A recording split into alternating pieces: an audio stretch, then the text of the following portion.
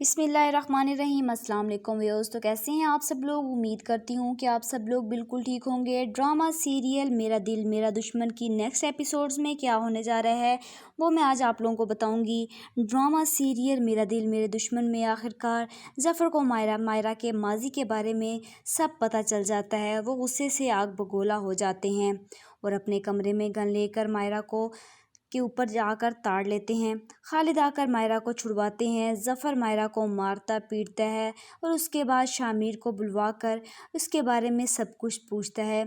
शामिर बताता है कि मायरा वही लड़की है जिससे मैं पसंद करता था, लेकिन ये आपसे शादी होने से पहले की बात है। ज़फ़र उनकी किसी की बात पर यकीन नहीं करता और मायरा को तलाक दे देता है और शामिर से कहता है कि तुम अभी और इसी वक्त मेरी बेटी को तलाक दे दो, लेकिन शामिर ऐसा करने से मना कर देता है।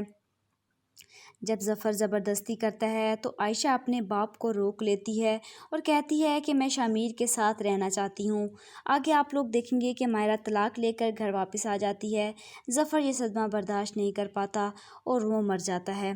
सारी असलियत जानने के बाद मायरा सब्र का मुजाहरा करती है और वो शामिर को कहती है कि तुम मायरा से शादी कर लो।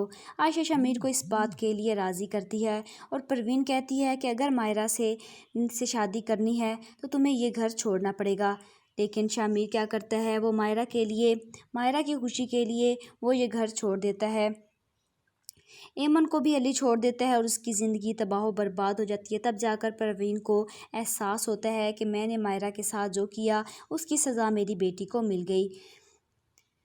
तो कैसी लगी आप लोगों को ये एपिसोड कमेंट बॉक्स में ज़रूर बताइएगा। तब तक के लिए मुझे इजाज़त दीजिएगा। खुदा हाफिज़।